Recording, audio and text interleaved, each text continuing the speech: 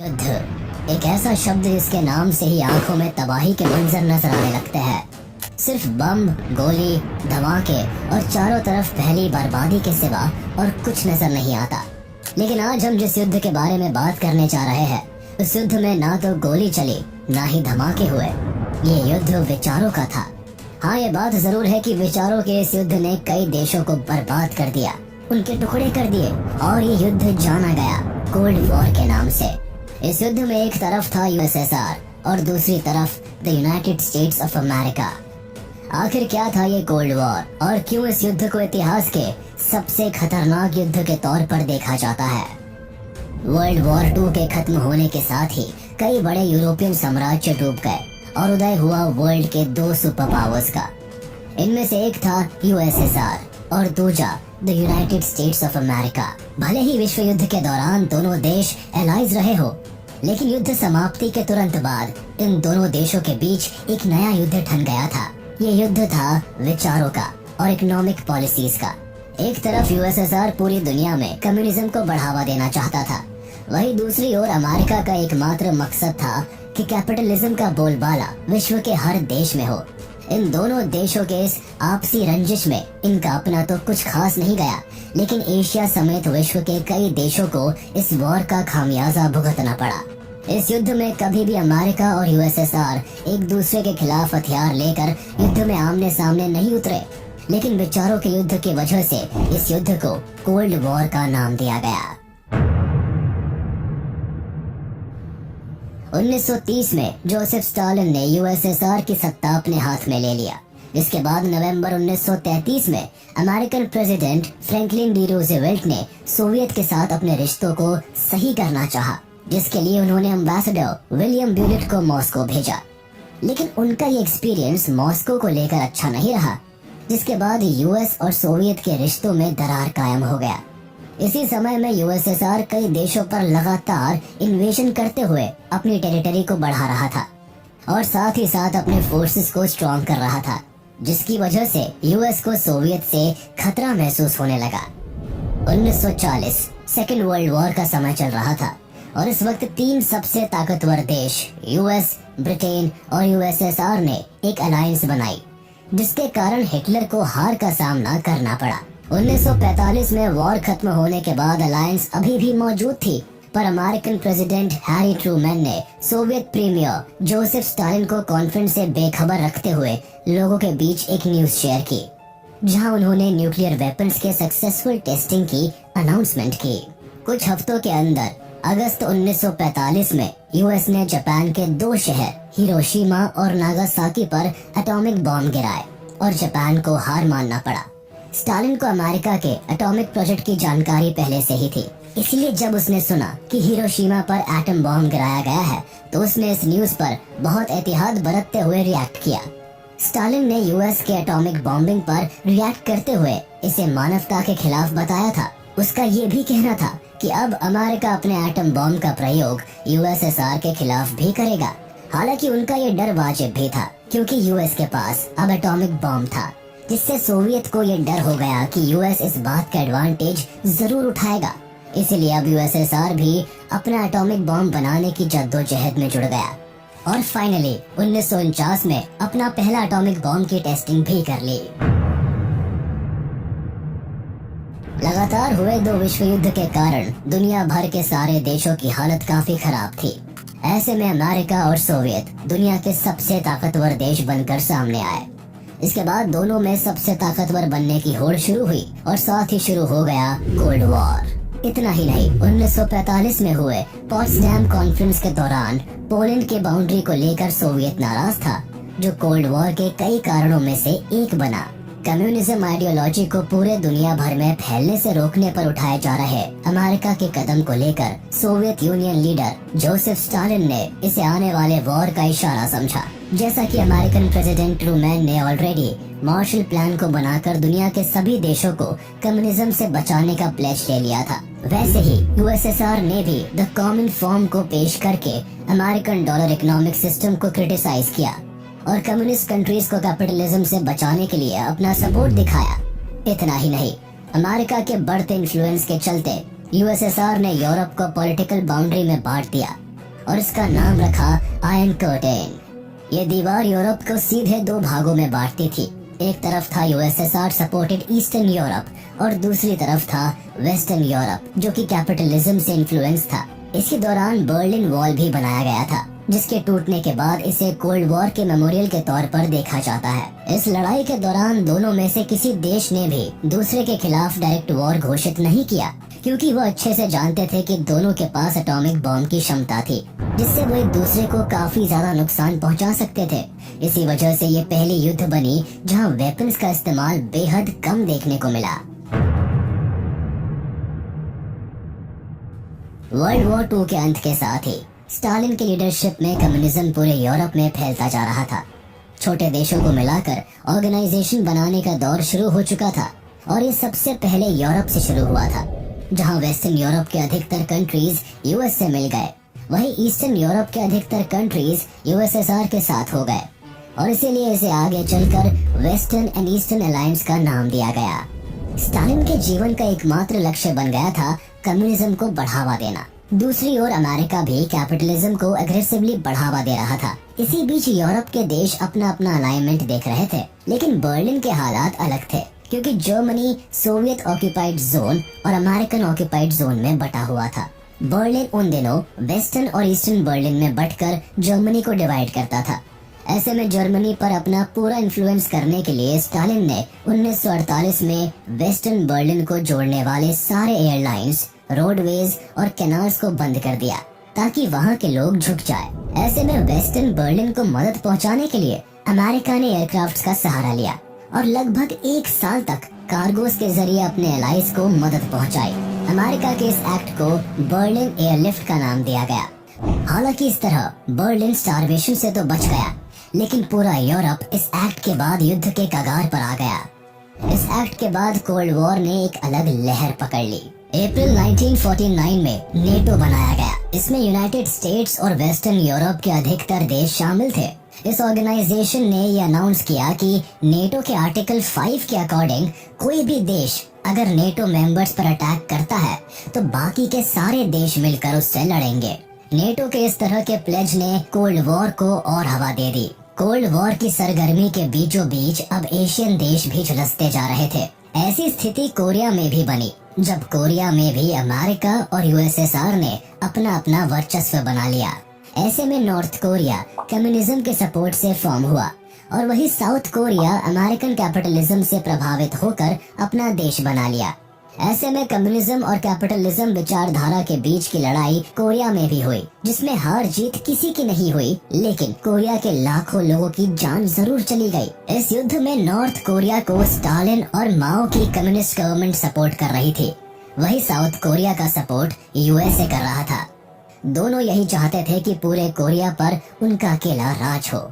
1950 से लेकर 1953 तक कोरियन वॉर हुई, जहां नॉर्थ कोरिया और साउथ कोरिया एक दूसरे को इन्वेड करने के लिए लड़ रहे थे, जिस वजह से लाखों लोग मारे गए और दोनों देशों को काफी नुकसान उठाना पड़ा। कुछ समय बाद सोवियत ने भी ईस्टर्न अलायंस बनाया, जिसे वार्सो ट्रीटी का नाम दिया गया। इसे 1955 में नेटो के अगेंस्ट बनाया गया था। इन सुपर पावर्स की लड़ाई का सेंटर हमेशा यूरोप बना रहा। दोनों ही देशों ने इन छोटे कंट्रीज को अपने साथ लाने के लिए दिमाग और ताकत का इस्तेमाल किया। जहां एक तरफ सोवियत ने ईस्टर्न यूरोप के देशों पर अपना कब्जा किया, वहीं दूसरी ओर यूएस ने गठबंधन का नाम लेकर सीएटो यानी South Eastern Asian Treaty Organisation और सेंटो यानी सेंट्रल ट्रीटी ऑर्गेनाइजेशन बनाई। अमेरिका को ऐसा करते देख सोवियत ने चाइना, नॉर्थ कोरिया, वियतनाम और इराक से अच्छे रिलेशंस बनाए। ऐसा करने के पीछे ये दोनों सुपर पावर्स का भी अपना फायदा था। जैसे Arabian countries like Kuwait, Saudi Arabia और इराक में काफी भारी मात्रा में तेल और नेचुरल रिसोर्सेज पाए जाते हैं, जो इन्हें इकोनॉमिकली मजबूत कर सकता था। वही अपने आर्मी को पूरी दुनिया में रखने के लिए इन कंट्रीज को छोटे देशों का सहारा लेना पड़ता था। ड्यूरिंग कोल्ड वॉर ऐसे कई सिचुएशन बनी जब दोनों ही देश आमने सामने आ गए। इस वॉर के दौरान कई सारी लड़ाइयाँ लड़ी गई, जैसे 1950 से लेकर 1953 तक नॉर्थ कोरिया और साउथ कोरिया में हुई कोरियन वॉर, 1958 से लेकर 1962 तक बर्लिन वॉर, 1960 कॉन्गो वॉर और फिर वियतनाम वॉर जैसी और भी कई लड़ाइयाँ हुई जिसमें दोनों ही देश एक दूसरे के अगेंस्ट में खड़े थे। दोनों ही देशों ने एक दूसरे को मिसाइल की ताकत से डराने की कोशिश कर रहे थे और इसी दौरान 1962 में क्यूबन मिसाइल क्राइसिस हुआ, जिससे दोनों ही कंट्रीज में वॉर का माहौल बनने लगा, क्योंकि यूएस ने सोवियत की मिसाइल बेस को क्यूबा में देखा जो फ्लोरिडा से 90 माइल की दूरी पर थी, और अमेरिका के प्रेसिडेंट जॉन एफ कैनेडी ने इन मिसाइल्स को हटाने की मांग करते हुए सोवियत के इस बर्ताव को न्यूक्लियर स्ट्राइक का इशारा मान रहे थे। इस बात की गंभीरता को समझते हुए सोवियत और यूनाइटेड स्टेट्स में एक अग्रीमेंट हुआ, जिसके अकॉर्डिंग यूएसएसआर ने अपने वेपन्स क्यूबा से हटा लिए। बदले में अमेरिका ने क्यूबा पर इन्वेड नहीं किया। अब बात इन दोनों देशों को अच्छी तरीके से समझ में आ चुकी थी कि न्यूक्लियर वेपन्स के नाम पर थ्रेट देना कोई समझदारी की बात नहीं थी। इसीलिए उन्होंने 1960 में 3 ट्रीटीज पर साइन किए: nuclear test ban treaty, nuclear non proliferation treaty और एंटी बैलिस्टिक मिसाइल ट्रीटी। इसके बाद आने वाले कई सालों तक अलग अलग ट्रीटीज पर साइन किए गए, जिससे न्यूक्लियर वेपन्स जैसे भयानक हथियारों का इस्तेमाल ये कंट्रीज ना कर पाए। एग्जाम्पल के तौर पर first limited test ban treaty LTBT 10 October 1963 को मॉस्को में हुआ, जहां अमेरिका, ब्रिटेन और सोवियत यूनियन ने इस ट्रीटी पर साइन किया था। इसके अकॉर्डिंग ऐसी कोई बॉम्ब टेस्टिंग जिसका असर एनवायरनमेंट पर पड़े उसे बंद कर दिया जाए। Second, NPT treaty on the non proliferation of nuclear weapons. इस ट्रीटी पर 1 जुलाई 1968 को लंदन, वॉशिंगटन और मॉस्को में साइन किया गया, लेकिन इसे लागू 1970 से किया गया और 1995 से इसे अनंत काल के लिए लागू कर दिया गया। इस ट्रीटी के मुताबिक वो सारे देश जो 1 जनवरी 1967 से पहले परमाणु हथियार रख रहे थे, जैसे United states, Soviet union, Britain, France और चाइना, इन्हें एटॉमिक वेपन्स रखने की इजाजत देता है और बाकी देशों को इन वेपन्स को हासिल करने से रोकता है। Third was strategic arms limitation talks SALT I। इसकी स्टार्टिंग नवंबर 1969 से हुई, जहां सोवियत यूनियन के लीडर लियोनिड ब्रेजनेव और अमेरिकन प्रेसिडेंट रिचर्ड निक्सन ने 26 मई 1972 को मॉस्को में 2 एग्रीमेंट्स पर साइन किए। पहला anti ballistic missile ABM treaty और दूसरा limitation of strategically lethal weapons पर समझौता, और इन दोनों को 3 अक्टूबर 1972 से लागू कर दिया गया। Fourth, strategic arms limitation talks SALT II। इसे नवंबर 1972 में शुरू किया गया, जहां American president Jimmy Carter and USSR leader Leonid Brezhnev ने वियना में 18 जून 1979 को limitation of strategically lethal weapons के दूसरे एग्रीमेंट पर साइन किए। कोल्ड वॉर सिर्फ इकोनॉमिक फ्रंट पर नहीं लड़ी जा रही थी, बल्कि यूएसएसआर और यूएसए के एक दूसरे से हर मामले में खुद को बेहतर साबित करने की होड़ में लगे थे। ऐसे में बढ़ती हुई टेक्नोलॉजी और स्पेस रेस में वो कैसे पीछे रह सकते थे। 1957 में यूएसएसआर ने स्पुतनिक 1, जो एक आर्टिफिशियल सैटेलाइट थी, उसे लॉन्च किया, जो कि पहला मैन मेड सैटेलाइट था। ऑफ कोर्स यूएसएसआर इसे स्पेस कॉन्कर करने का ताज मान रहा था। वर्ल्ड वॉर 2 के बाद सोवियत यूनियन ने अपना पहला मैन मेड सैटेलाइट जो स्पेस में सक्सेसफुली लॉन्च कर दिया।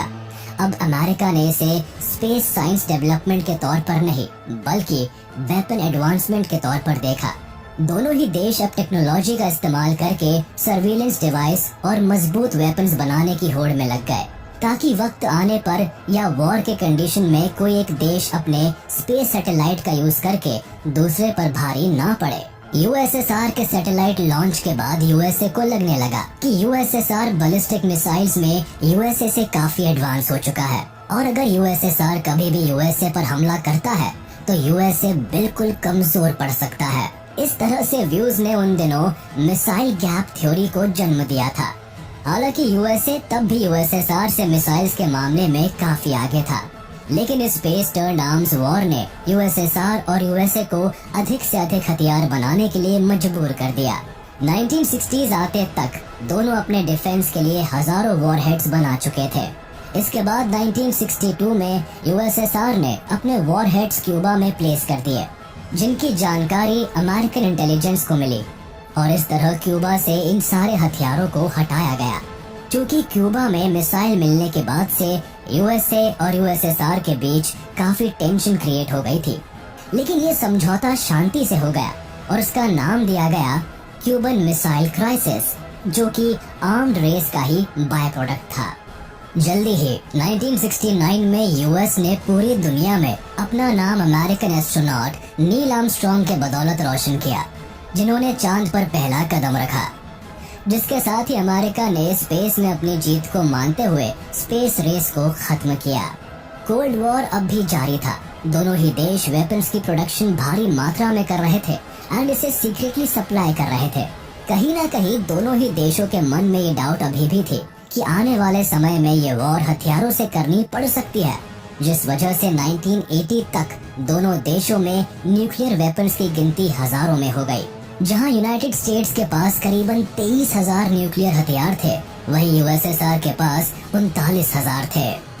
इस कोल्ड वॉर के दौरान इंडिया ने भी बेहद इम्पोर्टेंट भूमिका निभाई। नॉन अलाइंड मूवमेंट के लीडर होने के नाते भारत ने कई न्यूली इंडिपेंडेंट कंट्रीज को सुपर पावर्स के हाथों में जाने से रोका और खुद को भी दोनों देशों के विवाद से दूर रखा। इंडिया ने अपने डिप्लोमेट्स और मिनिस्टर्स का इस्तेमाल इस वॉर के समय सिचुएशन को नॉर्मल करने के लिए मीडिएटर के रूप में काम किया, जिसका एक एग्जाम्पल 1950 में हुए कोरियन वॉर के दौरान देखा गया। इस वॉर का पहला असर बायपोलैरिटी के फेस में देखने को मिला, जहां दुनिया भर के कई देश दो हिस्सों में बट गए। एक हिस्सा कैपिटलिस्ट अमेरिका का था, वही दूसरा हिस्सा कम्युनिस्ट यूएसएसआर का। दूसरा असर ये हुआ कि कई कंट्रीज को बाकी देशों पर भरोसा नहीं था। सेकेंड वर्ल्ड वॉर खत्म हो चुका था, लेकिन अभी भी पूरी दुनिया में शांति आई नहीं थी। लगातार कोल्ड वॉर के बढ़ते असर से दुनिया के अलग अलग हिस्सों में युद्ध होते रहे, जैसे कोरियन वॉर और वियतनाम वॉर। तीसरा था आर्म्स रेस एंड मिलिटराइजेशन। दोनों ही सुप्रीम कंट्रीज एक दूसरे को नीचा दिखाने के लिए ज्यादा से ज्यादा पावरफुल हथियार बनाने में लगे हुए थे, जिसकी वजह से जो पैसे सोशल इकोनॉमिक डेवलपमेंट के लिए इस्तेमाल किया जाना था, उनका इस्तेमाल हथियार बनाने में किया जाने लगा, जिसका सीधा असर उन देशों पर पड़ा जहां इन पैसों को खर्च करना था। चौथा था फॉर्मेशन ऑफ मिलिट्री अलायंस। दोनों ही देशों ने मिलकर कई छोटे कंट्रीज के साथ ऑर्गेनाइजेशंस बनाए, जिसका बस एक ही एम था कि अगर ऑपोजिट ऑर्गेनाइजेशन का कोई भी देश इनमें से किसी भी एक देश पर हमला करता है तो उसे पूरे ऑर्गेनाइजेशन पर हमला माना जाएगा। ऐसे में यूएस ने बनाया नेटो, सीएटो जैसे कई ग्रुप्स। वही यूएसएसआर ने वार्सो पैक्ट रेडी किया, जिसमें Albania, Bulgaria, Hungary, Poland, Czechoslovakia जैसे और भी कई देश थे। पांचवा था रैपिड डीकोलोनाइजेशन, जिसके मुताबिक सोवियत ने उन सारे देशों को मदद की जिन्हें वेस्टर्न कंट्रीज ने अपना गुलाम बना रखा था, और रशिया के मदद से कई थर्ड वर्ल्ड कंट्रीज को आजादी मिली। इतना ही नहीं, इसके बाद इन देशों को यूएसएसआर और अमेरिका ने मदद के हाथ आगे बढ़ाए और अपनी ओर से इन कंट्रीज को कुछ ऑफर भी दिए, जैसे अपने मिलिट्री फोर्सेस को देना, अपने इकोनॉमिक सिस्टम का हिस्सा बनना और यूनाइटेड नेशंस में सपोर्ट करना। छठा और अंतिम था impact on the decision of United Nations. इस वॉर के दौरान यूनाइटेड नेशंस ने कोई भी फैसला मेरिट के दम पर न लेते हुए दोनों सुप्रीम पावर के इशारे पर लिया करता था, जिस वजह से ये दोनों देश अपने फायदे के अकॉर्डिंग डिसीजंस लिया